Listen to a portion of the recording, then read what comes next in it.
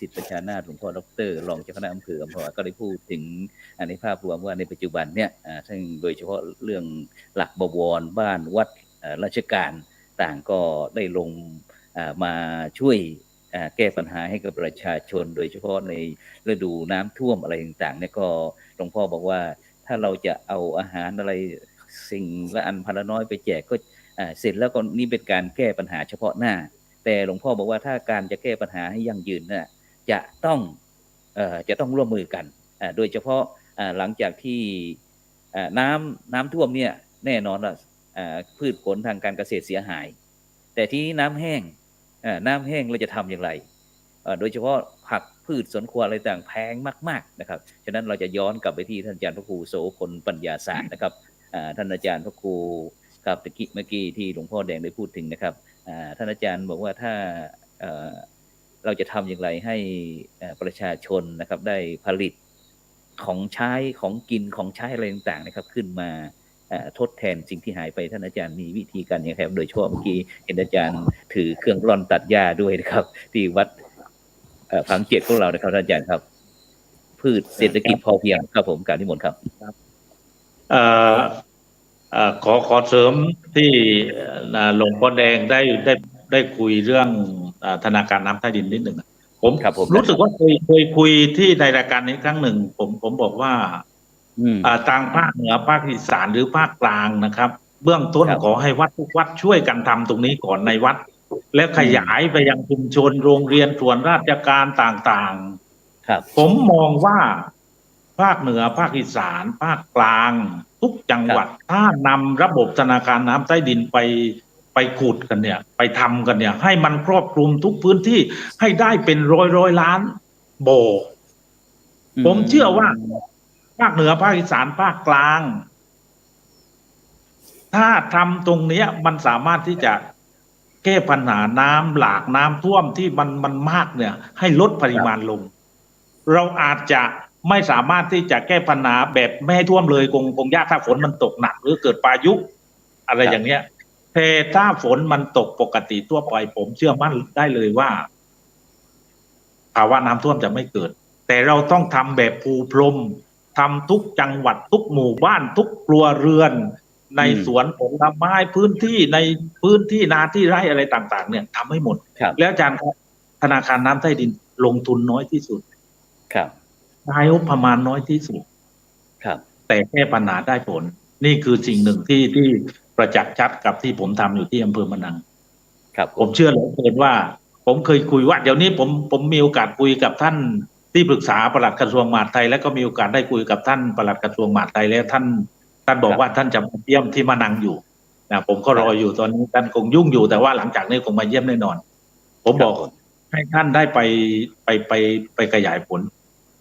คือท่านปลัดกระทรวงมหาดไทยเนี่ยท่านจะไป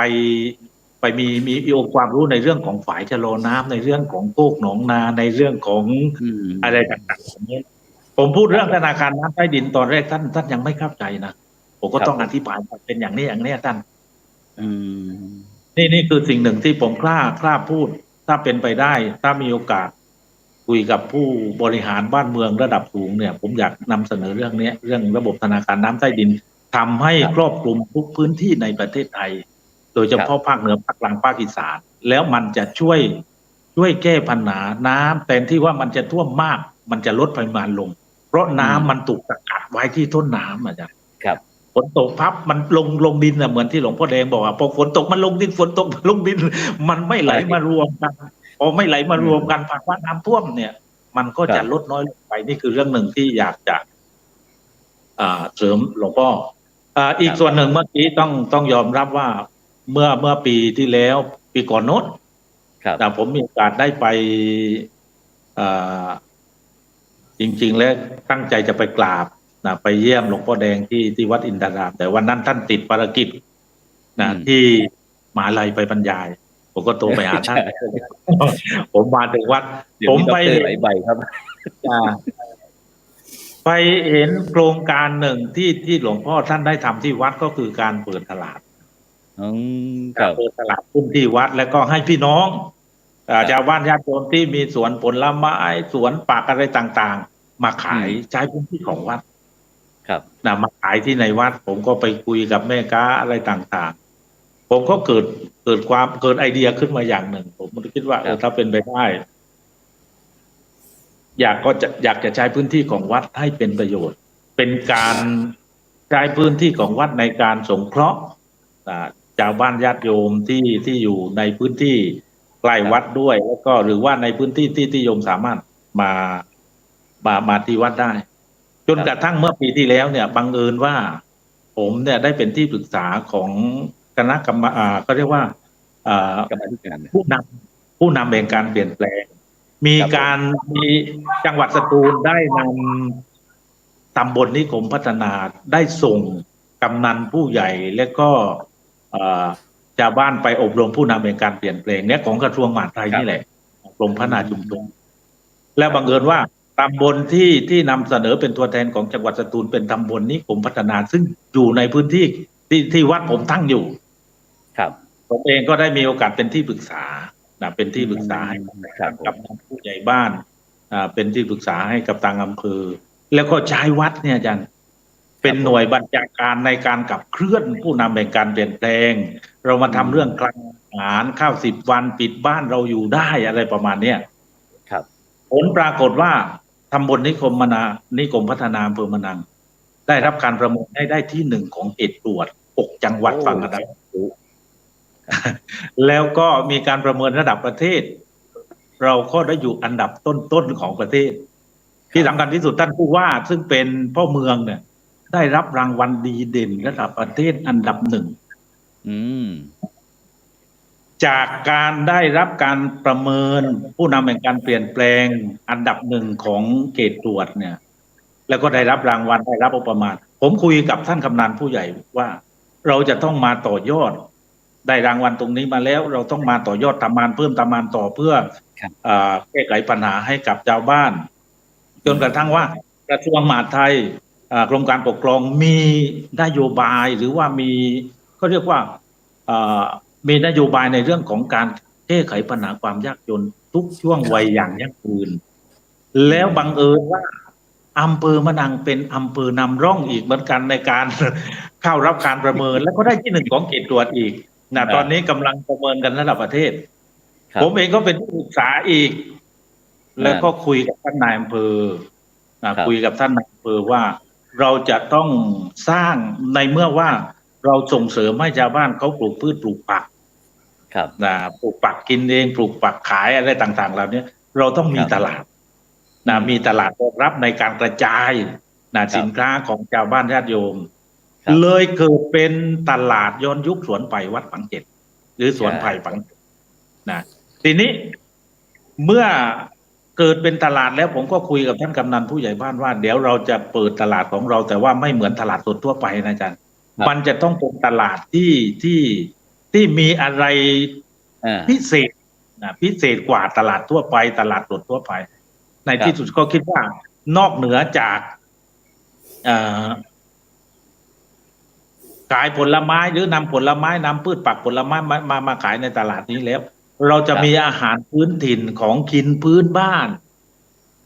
ประชาสัมพันธ์ให้ชาวบ้านญาติโยมเขาที่มีความรู้มีความสามารถเรื่องทำขนมเรื่องทำอาหารเก่าโบราณที่มันหากินยากเนี่ยก็ฟื้นฟูกลับมาใหม่แล้วก็มาขายมาทำขายกันที่ตลาดย้อนยุคสวนไผ่ครับก็ระดมกันทั้งอำเภอทั้งกำนันผู้ใหญ่ผู้ช่วยมาช่วยกันทำร้านค้าผมลงทุนให้ทุนในการซื้ออุปกรณ์ในการทำร้านเนี่ยยันหมดไปเกือบ400,000เหมือนกันแต่ว่าชาวบ้านญาติโยมเขาก็มาช่วยกันนะและที่สำคัญที่สุดเนี่ยท่านรัฐมนตรีว่าการรัฐมนตรีกระทรวงการท่องเที่ยวกีฬาเนี่ยท่านมาเปิดมาเป็นประธานเปิดให้แล้วก็เวลาในการสร้าง28 วันแล้วฝนก็ตกแต่ในที่สุดเราก็สามารถที่จะทำตลาดย้อนยุคสวนไผ่ฝังเจ็ดเนี่ยทันแล้วก็เปิดเมื่อวันที่3 เมษายนที่ปีนี้ต้นปีนี้ณปัจจุบันนี้ตลาดนี้ใช้เวลาในการเปิดตัวประมาณ6 เดือนย่างเข้าเดือนที่สิ่งหนึ่งที่ได้ชาวบ้านได้รับก็คือว่า ในวันอาทิตย์1 วันเนี่ยมีเงินสะพัดประมาณ150,000 ถึง 200,000 บาท โอ้ นี่คือ รับ เงิน ผม ที่ได้กับพ่อค้าแม่ขายใน ครับ ตลาดเนี่ยมีอยู่ประมาณ50-60 ล้านเนี่ยจ้ะ ครับผม 7 เดือนที่ผ่านมาเงินสะพัดผ่านตลาดย้อนยุคสวนไผ่ผังเจ็ดเนี่ย ประมาณ อืม เกือบ3 ล้าน นี่คือ ครับ สิ่งที่ผมบอกหลวงพ่อแดงวันก่อนว่าต่อไปผมจะไม่แจกแล้ว แต่ เออ ผมจะให้เป็ด คือทำตลาดแล้วเอา ครับผม โยมมีผลไม้โยมก็มาขายโยมมีผักโยมมาขายโยมทำอาหารอร่อยเอาโยมมาทำขายที่ตลาดนี่โยมทำขนมเก่งเอามาทำขนม ครับ ในขณะเดียวกันอาจารย์ ครับ นอกจากพี่น้องชาวบ้านญาติโยมในพื้นที่ได้รับรายได้มีรายได้เพิ่มจากการขายของในตลาดตรงเนี้ย แบบ ครับผม แบบตรงเลย ไม่ต้องผ่านตัวแทนคนมาเที่ยวก็ซื้อแม่ค้าก็ได้เงินไปคนซื้อก็ได้ขนมได้อาหารไป เออ และตลาดเนี้ยมันเป็นตลาดที่สร้างรายได้ให้กับคนทุกช่วงวัย ตั้งแต่อนุบาลนะจ๊ะอนุบาล 1 อนุบาล 2ไปจนถึงคนเฒ่าคนแก่ เพราะอะไร เพราะในตลาดของเรามีกิจกรรมในเรื่องของการสืบสานศิลปะวัฒนธรรมท้องถิ่น เรามีลูกๆเด็กๆเนี่ยที่ฝึกรำมโนราที่วัดเนี่ยขึ้นรำโชว์แสดงให้เที่ยวได้ชมทุกวันอาทิตย์ ครับ เรามีหนังทะลุงเรามีการแสดงพื้นบ้านเหมือนที่ผ่านมาเนี่ยมีนอกจากหนังทะลุงมีมโนรา มีรำวงเวียนครกมีการละเล่นพื้นบ้านเช่นเดินไอโย่งนะครับ เดินไอโย่งมีการยิงสะบ้ามีการเดินบนกะลาซึ่งช่วงเนี้ยตอนนี้กำลังเขาเรียกว่าทำคอนเทนต์ในเรื่องของแต่งกาย ครับ การแต่งกายแต่งกายแต่งชุดไทยไปเที่ยวหลาดแต่งชุดไทยไปเที่ยวหลาดตอนนี้ผมมีโปรโมชั่นให้กับชาวบ้านญาติโยมที่มาเที่ยวตลาดที่วัดที่ปังเจ็ดเนี่ย ครับ คนแต่งชุดไทยมาเที่ยวหลาดเนี่ย ผมจะมีคูปองพิเศษ ให้ไปทานอาหารฟรี กินขนมฟรีในราคา100 บาทต่อ1 คน อืม แล้วก็เด็กๆเด็กๆก็มีคูปองให้เหมือนกันถ้าเด็กแต่งชุดไทยมาหรือแต่งผ้าไทยมา เราก็จะมีคูปองให้เด็กไปทานขนม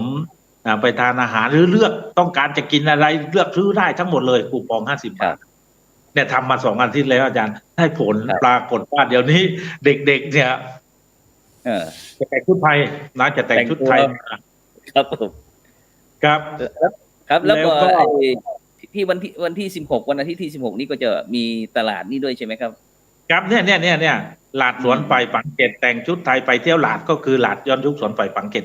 ที่วัดเนี่ยครับที่หลังวัดเนี่ยครับเนี่ยกำลังประชาสัมพันธ์ ตอนนี้กำลังได้รับการเรียกว่าสนใจจากนอกจาก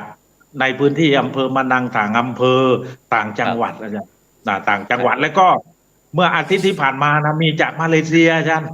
มากัน30 กว่าคนมาเลเซียเนี่ยจากรัฐปริตครับผมอันนี้เด็กๆเนี่ยเด็กๆก็จะแต่งชุดไทยมาประมาณนี้อาจารย์ครับผมก็จะมีส่วนหนึ่งเขาได้คูปอง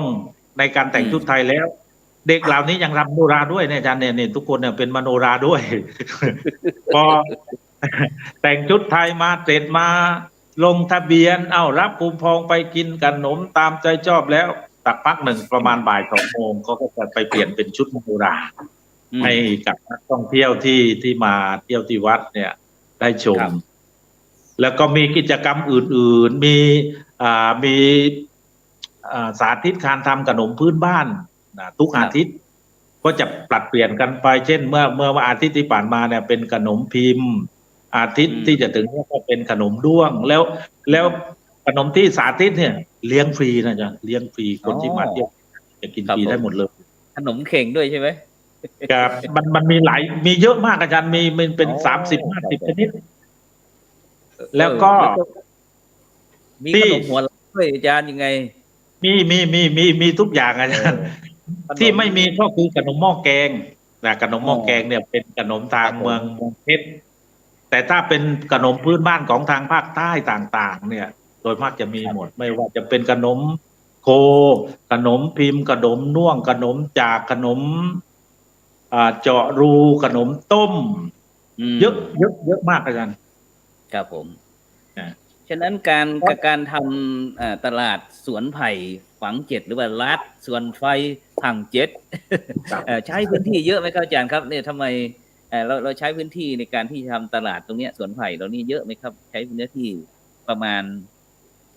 ในพื้นที่ที่ทำตลาดนี้น่าจะประมาณ5 ไร่ อืม แต่เป็น5 ไร่ที่เป็นสวนไผ่และก็สวนป่าที่หลังวัด ครับ แต่ว่าองค์ประกอบของตลาดเนี่ยอาจารย์มันจะมีโครงการโคกหนองนาโครงการเศรษฐกิจพอเพียงโครงการสมุนไพรโครงการธนาคารน้ำใต้ดินมันจะอยู่ในพื้นที่อยู่ในบริบทของตลาดทั้งหมด ครับ เป็น ค ผ น สมผ ที่ สาม าน ตลาดเนี่ยอาจารย์ ครับ นอกจากมาทานอาหารทานขนมต่างๆ ตามชอบใจมาดูนกมาโนราดูหนังตะลุงดูเพลงบอก ดูการละเล่นแล้วเนี่ย เขาได้เรียนรู้ในเรื่องของธนาคารน้ำใต้ดิน ซึ่งอยู่ในพื้นที่ตรงนั้นเนี่ย ครับผม ได้เรียนรู้ในเรื่องของเศรษฐกิจพอเพียง เรื่องศาสตร์พระราชา เรื่องสมุนไพร ครับ เพราะนั้นมันได้เยอะ มันไม่ได้แค่มาตลาดแล้วซื้อของกินแล้วก็กลับ อืม ถ้าคนที่เขาสนใจอาจารย์เขาจะได้องค์ความรู้เยอะ เช่นธนาคารน้ำใต้ดินที่คือทางเดินไปตลาดเนี่ย ผมจะทำธนาคารน้ำใต้ดินไว้ข้างวัดให้เป็นระยะและขึ้นป้ายบอกเลยธนาคารน้ำใต้ดินเฉลิมพระเกียรติสวนสมุนไพรเศรษฐกิจพอเพียงมันจะอยู่ในบริบทตรงนั้นน่ะประมาณ ครับ เกือบ20 ไร่อ่ะนะ อืม ครับผม ตัวตลาดเนี่ยมันตอนนี้ประมาณ5 ไร่ 6 ไร่ ครับผม แต่ว่ารอบหรือภายในตรงนั้นน่ะมันจะเห็นอะไรเยอะแยะมากมาย ครั นะ บ ซึ่งผมมีโครงการต่อเนื่องไปอีกว่าเราจะทำตลาดตรงนี้ให้เป็นแหล่งเรียนรู้ธรรมะ ครับ เป็นแหล่งเรียนรู้ธรรมะ ผมคุยกับท่านเจ้าคณะจังหวัดในที่ประชุมคณะสงฆ์วันก่อนในเรื่องของหน่วยอบรมประชาชนเนี่ย ผมจะทำตลาดตรงนี้ให้คนเรียนรู้ธรรมะ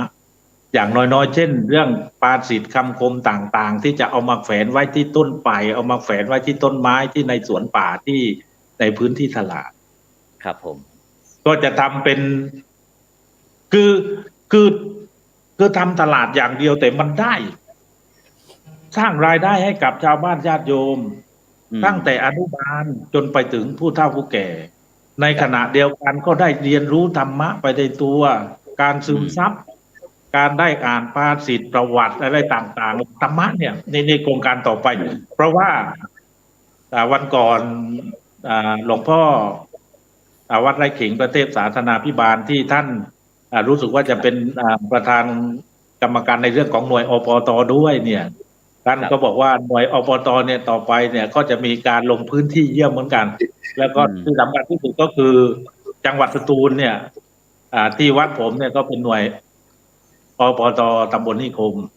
ซึ่งก็จะต้องเตรียมการในเรื่องของการทำงานด้านเกี่ยวกับเรื่องอบตด้วย แต่ว่าตรงนี้ก็ไม่กังวลเพราะว่าที่ผมทำมาทั้งหมดเนี่ยอาจารย์มันครอบคลุม ครับผม ทุกเรื่องในหลักการ8 ข้อของหน่วยอปตเนี่ย แต่ว่าจะต่อยอดจากตลาดที่เป็นที่ขายสินค้าพืชผลทางการเกษตรพืชผักผลไม้ของชาวบ้านขายแกงขายข้าวขายขนมการแสดงศิลปะต่างๆแล้วเนี่ย จะให้เกิดเป็นองค์ความรู้ในเรื่องของหลักธรรมด้วย ครับ นี่คือสิ่งที่มองไปข้างหน้าที่จะรีบทำในอันใกล้เนี้ยครับอาจารย์ครับ ครับผม ครับฉะนั้นกราบขอบพระคุณครับอาจารย์พระครูโสพลปัญญาสารกับหลวงพ่อเจ้าคณะอำเภอบ้านนังจังหวัดสตูลนะครับ ซึ่งขณะนี้บรรดาท่านผู้ฟังท่านผู้ชมก็กำลังติดตามรายการสังฆพัฒนาเพื่อประชาชนบทบาทพระสงฆ์ในยุคนิวนอร์มอนนะซึ่งวันนี้เราได้รับความเมตตาจากพระมหาเถระทั้งภาคใต้นะแล้วก็ภาคกลางนะที่ได้นำนานาสาระพร้อมทั้งธรรมะแล้วก็ความรู้ประสบการณ์นะที่คณะครูบาอาจารย์คณะสงฆ์ของเราได้ลงไปพื้นที่นะได้พบได้เจอปัญหาที่บรรดาพี่น้องประชาชนได้พบนะแล้วก็นำมาถ่ายทอดนะแล้วก็มีการนำมาประยุกต์ใช้กับการดำเนินชีวิตนะโดยเฉพาะสิ่งทั้งสองลูกก็ได้พูดถึงทั้งโครงการหมู่บ้านรักษาศีล 5หน่วยอบรมประชาชนประจำตำบลแล้วก็ วัด5 สวัดประชารัฐสร้างสุขอะไรอีกหลายโครงการนะที่ทางคณะสงฆ์ไทยเราได้ร่วมกันนะเพื่อที่จะทำให้อยากจะให้พระสงฆ์ของเราได้มีการส่วนร่วมในการพัฒนาทั้งทางโลกแล้วก็ทางธรรมโลกก็ไม่ช้ำธรรมก็ไม่เสียนะครับฉะนั้นต้องขอบคุณอนุโมทนากับบรรดาท่านผู้ฟังท่านผู้ชมที่ติดตามนะซึ่งท่านผู้ฟังท่านผู้ชมที่ติดตามเราก็สามารถที่จะส่งข้อความมาทางอินบ็อกซ์จะสอบถามหลวงพ่อแดงหรือว่าท่านอาจารย์พระครูโสพลปัญญาสารก็ได้โดยเฉพาะเรื่องธนาคารน้ำซึ่งถือว่าท่านอาจารย์ทั้งสองรูปถือว่าเป็นสุดยอดนะที่ถึงแม้เป็นพระสงฆ์องค์เจ้านั้นส่วนมากก็จะเป็นถ้าศรัทธาญาติโยมศรัทธาญาติโยมไม่นิมนต์ก็จะไม่ไปที่ไหนเลยนะแต่ในปัจจุบันนี้เราจะเห็นในยุคโดยเฉพาะที่เราได้รับผลกระทบจากโควิดอะไรต่างๆเมื่อก่อนเราก็ส่วนมากจะไม่มีเวลาดูแลตัวเองแต่ในปัจจุบันหลังจากที่เกิดโควิดปุ๊บพระสงฆ์องค์เจ้าก็ออกพื้นที่ไม่ได้บรรดาประชาชนก็ออกไม่ได้หน่วยงานอะไรต่างก็ออกไม่ได้ต่างก็อยู่กับตัวเองทีนี้เราก็จะเห็นการเปลี่ยนแปลงของโลกโดยเฉพาะในอนาคตเนี่ยที่คณะครูบาอาจารย์หรือว่าคณะสงฆ์ของเราได้ทำต่างๆเพราะว่าจะมีภารกิจอยู่งาน6ด้านนะบวก1ก็คือ1การปกครอง2การเผยแผ่3การศึกษา4การศึกษาสงเคราะห์5การสาธารณสงเคราะห์แล้วก็6สาธารณูปการแล้วก็บวก1ก็คือ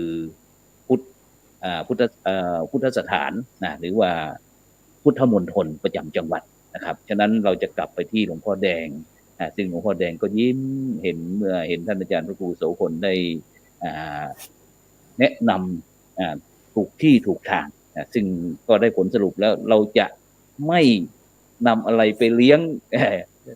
อย่างให้เอาปลาไปให้อย่างที่หลวงพ่อพูดนะแต่หลวงพ่อบอกว่าจะทำอย่างไรเราจะต่อยอดจากการที่แรกๆเราให้นำอาหารการกินอะไรไปแจกแต่ทีนี้เราจะทำอย่างไรให้มันยั่งยืนขึ้นไปที่หลวงพ่อพระครูพิสิทธิ์ประชานาครับหลวงพ่อดร.แดงครับหลวงพ่อช่วยเสริมต่อยอดให้อาจารย์พระครูโสพลปัญญาสารด้วยครับคือความจริงแล้วพระมหาเถระรุ่นโบราณสมเด็จพุทธโฆษาจารย์หลวงพ่อฟื้นชุตินตโลวัดสามพระยาอดีตเจ้าหน้าใหญ่หนกลางท่านทำแบบแผนมาให้พระแล้วนะครับแล้วพระสามารถจะทำงานในหลัก8 ข้อเนี่ยทำตามพรบสงฆ์ซึ่งมหาเถรสมาคมอนุมัติเมื่อสมัยปี18แล้วก็มาแก้เมื่อปี3546เนี่ยก็ยังอยู่ในพรบสงฆ์กฎหมาย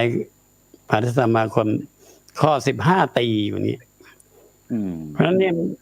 หลัก8 ข้อเนี่ยเอาไปใช้ได้อย่างทันสมัยใหม่เสมอเลยครับถือว่าอย่างที่ท่านพระครูโสพลทำก็ขั้นแรกก็สาธารณสงเคราะห์การทำธนาคารน้ำใต้ดินบนดินสงเคราะห์ประชาชนเนี่ยนี่ก็อยู่ในสาธารณสงเคราะห์อยู่ในข้อหนึ่งของ8 ข้อจากนั้นท่านก็มาทำสัมมาอาชีพเปิดตลาดนี่คือสัมมาอาชีพมันจะโยงกันเนี่ยพอท่านสำเร็จเรื่องน้ำแล้วเนี่ยท่านแฮปปี้แล้วเนี่ยถ้าทำน้ำไม่สำเร็จท่านไปทำตลาดชาวบ้านก็ไม่เอาด้วยอะไรหลวงพ่อทำน้ำยังไม่ได้เรื่องมาทำตลาดท่านสำเร็จจากน้ำท่านก็มาทำอาชีพแล้วนี่ท่านคิดจะเอาตลาดคุณธรรมก็คือศีลธรรมวัฒนธรรมท่านทำอยู่แล้วเนี่ยท่านมีมโนรารุ่นจิ๋วหลวงพ่อแย้มจัดงานต้องเอามโนราท่านไปลำเนี่ยนี่ถือว่าแต่ถ้าบวกศีลธรรมปุ๊บเข้าไปเนี่ยตลาดของธรรมครูโสพลปัญญาสารเนี่ยมันจะเป็นตลาดที่แนว New Normal เป็นตลาดใหม่เป็นตลาดที่ยิ่งใหญ่ในโซนของภาคใต้มันจะเกิดขึ้นเลยเนี่ยตอนนี้พระเนี่ยดูอยู่นะครับพระเนี่ยสนใจอยู่ผมไปทำงานลงพื้นที่การแจกน้ำท่วมเนี่ย ผมเห็นพระหนุ่มเนนน้อยออกไปทำงานทุกจังหวัดนี่ผมปลื้มใจโอ้เราไม่ตายแล้วโครงการหลวงพ่อแดงแรงฤทธิ์นี่ไม่ตายแล้ว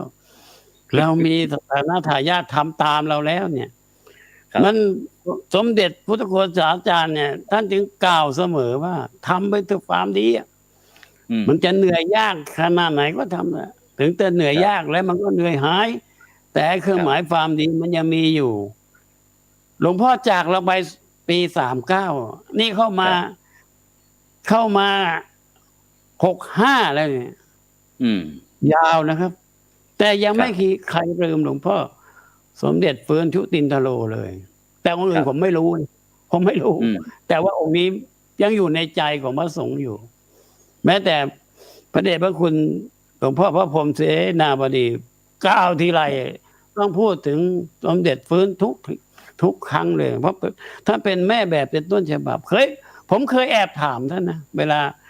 เราก็เหนื่อยนะเราก็ไปบรรยายมันก็เหนื่อยก็พ่อทำไมหลวงพ่อมีแนวคิดอย่างนี้ท่านบอกว่าสงสารพระบ้านนอกบ้านนาตาดำๆอย่างพวกเราพอไปทำอะไรจับอะไรเข้าไอ้ทางราชการมันก็มองไอ้คนเอียงซ้ายอะไรขวามันก็มองเราหาว่าเราเนี่ยทำไม่ถูกไม่ต้องเนี่ยเหมือนอย่างโยมอะไรที่แกวิปัสสนานะแกก็ฉกอยู่เรื่อยนะเนี่ยแกก็ทำพรบกฎหมายฉบับนี้ขึ้นมาเนี่ยเอามาปกป้องพวกเราเพราะหลวงพ่อเป็นชาวนามาก่อนรู้ดีเนี่ยแล้วท่านฝากไว้เรื่องเลยครับว่าเราจะแก้ปัญหาสำเร็จได้เขาเรียกท่านแดงมันต้องตั้งโรงสีให้ได้นั่นแหละครับ มันก็มาตรงกับพระครูโสพลปัญญาสารเลยว่าผลิตได้คุณขายไม่ได้แล้วคุณจะผลิตทำไมดีไม่ดีมาถล่มวัดผังเกตเลยเนี่ยนี่มันโกหกฉันเนี่ยผลิตให้ฉันผลิตหาน้ำใต้ดินก็ดีอยู่แล้วแต่มันขายไม่ได้ก็เอามาโยนเต็มวัดตัวเนี่ยมันเราต้องผลิตได้แล้วขายเป็นขายเองไม่ต้องผ่านคนกลางเหมือนอย่างที่แนวคิดของสมัชชาศีล 5ที่เราจะให้ชาวนาเลิกขายข้าวเปลือกมาขายเป็นข้าวสารกันเถอะจากโลละ5 บาทขายโล50 บาทแล้วใครจะรวยใครจะจนอาจารย์เนี่ยนี่เป็นความคิดของพระนะโยมนะคิดมาจากพระโบราณแต่สมัยนั้นทำไม่ได้เพราะโรงสีมันต้องขนาด10 ล้าน20 ล้านแต่ปัจจุบันนี้โรงสีน้อย 20,000 บาทก็สีข้าวกินได้แล้วเนี่ยมันจะพัฒนาไปเรื่อยๆหลวงพ่อที่อยู่ลพบุรีเศรษฐีเรือทองเนี่ยอันนี้ต้องขออนุญาตกราบท่านนะขออนุญาตกราบท่านถ้ามีโรงสีใหญ่ถ้าบอกพ่อแดงผมต้องมีโรงสีใหญ่เพราะผมต้องแจกข้าวหมดทั้งนักเรียนแจกหมดโรงสีของท่านเป็นหลักล้านก็เป็นโรงสีใหญ่ครับเป็นโรงสีใหญ่ท่านผลิตข้าวบอกไม่ได้จำหน่ายหรอกเอาไว้แจกเนี่ยขนาดนาที่ไหนล้างๆท่านไปขอเช่าทำเลยครับเอาข้าวมาข้าวโรงสีท่านเนี่ยเพราะฉะนั้นความคิดของพระไม่ธรรมดานะครับไม่ธรรมดาว่าเนี่ยญาติโยมอย่ามองข้ามนะเนี่ยพระยุค New Normal เนี่ยอย่างรายการเนี้ยผมถือว่าเป็นรายการอันหนึ่งเลยดีกว่าที่เอาพระหัวกะทิเอามาสนทนามาปราศัยหรือว่ามาทอล์กโชว์กันนี่แหละผมว่าญาติโยมเขาดูแล้วเขาเดี๋ยวนี้โยมเขาไม่ใช่ว่าเพราะเราศึกษาธรรมโยมเขาก็ศึกษาธรรมเราสวดธรรมจักรโยมเขาก็สวดธรรมจักรโยมสวดธรรมจักรได้แต่พระสวดธรรมจักรไม่ได้ก็มีนะครับเนี่ยเพราะฉะนั้นโยมเขารู้ว่าพระทำอะไรคิดอะไรเนี่ยเพราะฉะนั้นหลวงพ่อแดงจึงมีข้าวสารแจกทุกวันเพราะโยมเขาเห็นเขาเอามาให้ก็ติดตามรายการโยมมหาชานเนี่ยผ่านไปเป็น100 วัดนะบอกช่างก็เถอะเห็นหลวงพ่อช่วยสังคมช่วยคนจนช่วยนักเรียนใครแม่มีทุนหลวงพ่อก็จัดการให้ฉันก็มาถวายหลวงพ่อเนี่ยแค่นี้เราก็ชื่นใจแล้วครับเนี่ยนั้นพระเราต้องถือว่าอัตตาประโยชน์ทำไปเถอะต้นน่ะแต่ปรหิตประโยชน์ส่วนรวมประโยชน์สังคมเราทิ้งไม่ได้เนี่ยอย่างของถวายประมาณนี้ครับ ครับเดี๋ยวถามหลวงพ่อนิดหนึ่งครับเกี่ยวกับเมื่อกี้หลวงพ่อได้พูดถึงเรื่องโรงสีข้าวพอดีผมนึกถึงที่หลวงพ่อได้มีโครงการครับที่แจกมีที่ว่าชุมชนอะไรที่เสนอโครงการมาแล้วเราก็จะบริจาคที่เครื่องสีข้าวเล็กหลวงพ่อครับเดี๋ยวนี้เป็นยังไงบ้างครับโครงการโรงสีข้าวขนาดเล็ก77จังหวัดโครงการโรงสีข้าวนี่ไปแบบเรื่อยๆเลยครับแล้วไปได้ดีเลยอย่างที่สุรินทร์เนี่ยแจกไปประมาณเจ็ดเครื่อง7 หมู่บ้านเนี่ยน้ำท่วมคราวนี้ใช้โรงสีน้อยที่ผมมอบให้ผลิตข้าวเอามาแจกชาวบ้านด้วยกันนะครับเพราะว่าไปซื้อข้าวมาถึงว่าโลละ10 บาทแล้วก็มาผลิตเป็นข้าวสารซึ่งข้าวสารมันก็โลละ20 บาทถึง25 บาทเขาก็ได้ข้าวราคาที่ต่ำแล้วสามารถจะเพิ่มเป็น2 ถุง 3 ถุงได้ตอนนี้ที่สุรินทร์เริ่มที่จะนำเอาโครงการโรงสีน้อยผลิตข้าวสารออกจำหน่ายแล้วเด็กรุ่นหลังที่จบการศึกษาสูงที่เขาเก่งไอทีเก่งคอมพิวเตอร์เนี่ยเขาไม่กลับไปทำงานแล้วเขาอยู่ขายข้าวทางออนไลน์ได้มากกว่าเพราะฉะนั้นผมมองว่าโครงการข้าวชาวนาที่ผิดได้ขายเองเนี่ยไปรอดครับเพราะเป็นข้าวปลอดสารพิษด้วยครับทำแบบข้าวระบบปลอดสารพิษด้วยคนเรากลัวตายนะครับใส่ปากเข้าไปเนี่ยเป็นมะเร็งหรือเปล่าเนี่ยเพราะนี่คือจุดขายของชาวนาเนี่ยจุดขายของชาวนาเนี่ยเพราะนั้นก็เหลืออีก5 นาทีก็ผมคงถวายประมาณนี้แต่ว่าครูติดใจก็อีกสักเดือนค่อยเจอกันใหม่เอามาบอกไม่ได้ครับเวลาไม่มีครับครับโอเคครับสาธุครับผมสาธุครับซึ่งหลวงพ่อแดงก็ได้พูดถึงเรื่องวิธีการทำงานของคณะสงฆ์เราในปัจจุบันนะซึ่งหลายท่านหลายคนก็บอกอนุโมทนายินดีด้วยที่เห็นพระคุณเจ้าได้สร้างคุณประโยชน์แก่แผ่นดินแก่สังคมประเทศชาติพร้อมโลกด้วยนะแต่บางท่านบางคนก็ขัดอีกแล้วท่านอาจารย์พระครูโสพลบอกว่าเนี่ยพระมันไม่ใช่กิจของสงฆ์อะไรต่างๆจีวรนะครับอย่างที่ยกกรณีอย่างคุณโยมที่นักปฏิบัติธรรมคุณยายนักปฏิบัติธรรมท่านหนึ่งนะซึ่งเราก็ไม่ว่าท่านก็มีเหตุผลของท่านเราก็มีเหตุผลของเราเพราะว่าทุกคนอยู่ร่วมกันในปัจจุบันจะต้องมีใช้เหตุใช้ผลครับฉะนั้นเราในปัจจุบันนี้ท่านอาจารย์ครับอย่างที่กรณีที่หนองบัวลำพูนะครับถึงแม้ว่าพระสงฆ์พระคุณเจ้าของเรานะครับคณะสงฆ์ไทยเราจะในการที่จะนำหลักธรรมคำสอนต่างๆในทางพุทธศาสนานะครับไปเผยแผ่ให้กับบรรดาพี่น้องพุทธศาสนิกชนหรือว่าประชาชนเนี่ยได้ประยุกต์ใช้ในการดำเนินชีวิตในยุค New Normal นี้นะครับแต่นะครับอีกสื่อหนึ่งก็ยังมีพระนะครับที่ว่าไปถือแก้วกาแฟยืนฉันบ้างอะไรต่างๆนั่งฉันอะไรตามร้านกาแฟอะไรต่างๆนะครับซึ่งสังคมก็บอกมันไม่